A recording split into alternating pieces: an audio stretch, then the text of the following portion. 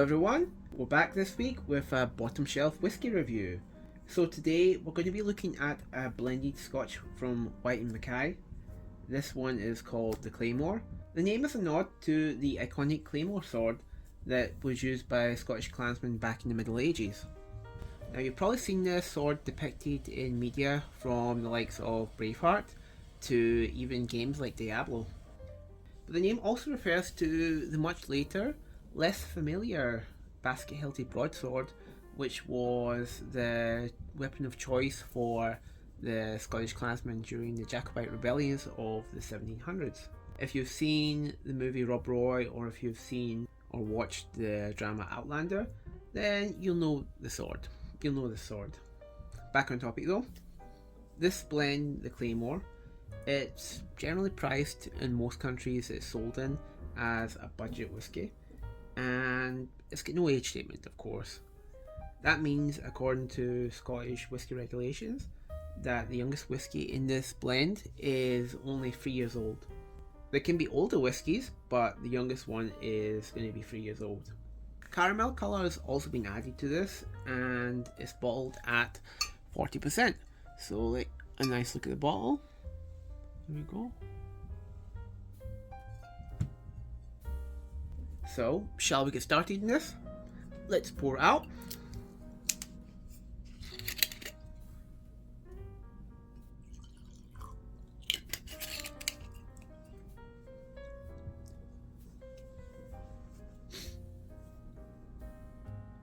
Alright, so colour wise, it's a golden colour. It's what I'd expect. They've added colouring to this, so it's not really going to be any different from this. It's a typical whiskey colour. Legs are about normal for 40%. Like no breaking. Yeah, pretty decent overall in terms of legs. Okay. Nothing out of the ordinary. So let's now smell this.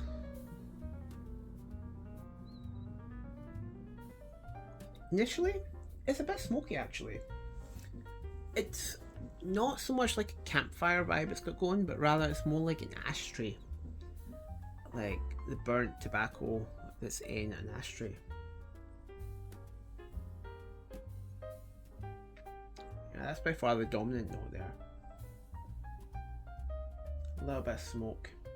But behind that, there's some citrus. Possibly lemons. A little bit of malt too.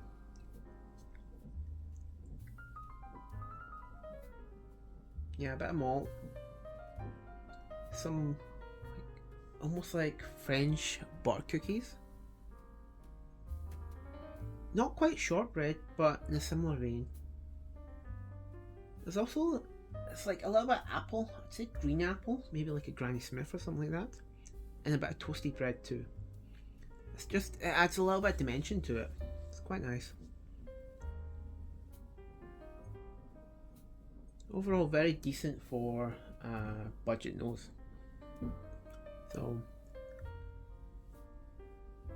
let's now go back and let's taste it.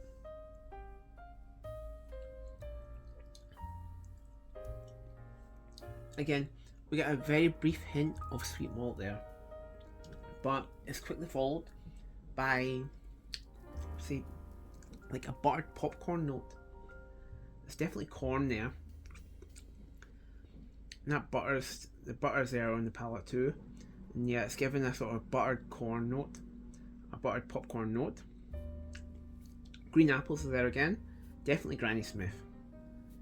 A little bit on the sour side, but there's also like a little touch of salinity, a little touch of salt.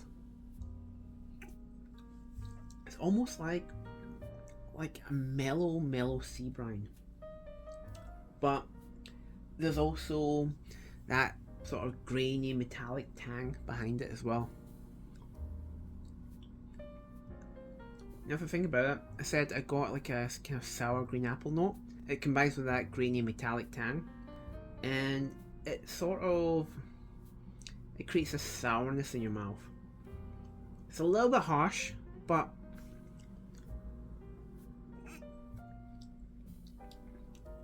yeah, sour, a little bit harsh, but then it sort of tapers off.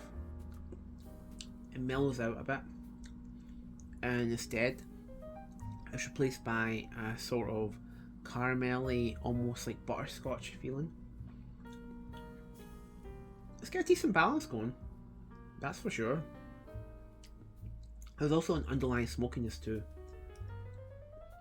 I'm guessing that's coming from the peated barley, which is used in one of the malts that went into this. If I remember correctly from what I read, the key malt is supposed to be Cragganmore. My source could be wrong on that, but I did read that it could be Cragganmore. It's a distillery that usually does peated malt whiskey, and it's located in the Speyside region. It's usually quite lightly peated, like most peated Speysiders are. It's not like the crazy peat that you might find on like an Islay.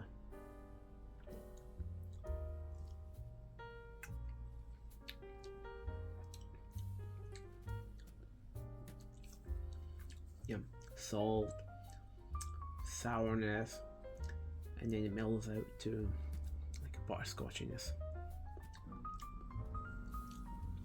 Yeah, as we get to the finish now, it's not actually that long.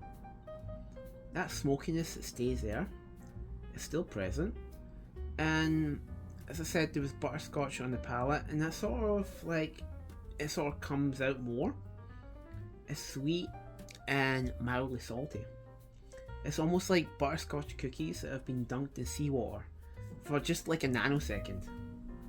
It's weird and interesting, but it's actually, it works, surprisingly.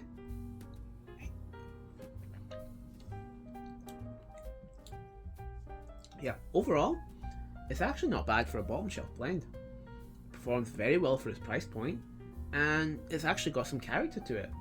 It's drinkable in a pinch, you can drink it neat, and I would definitely prefer to use it as a mixer, like in a highball, or even maybe just like over a big rock of ice in a rocks glass. But like, I wouldn't be offended if someone served this to me neat. It's not bad. For its price, it's actually quite decent.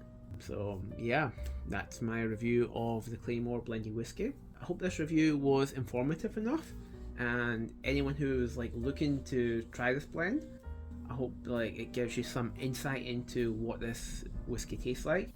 And if you try it out, please let me know how you feel about it. Thanks for watching, stay awesome, and sláinte mhath!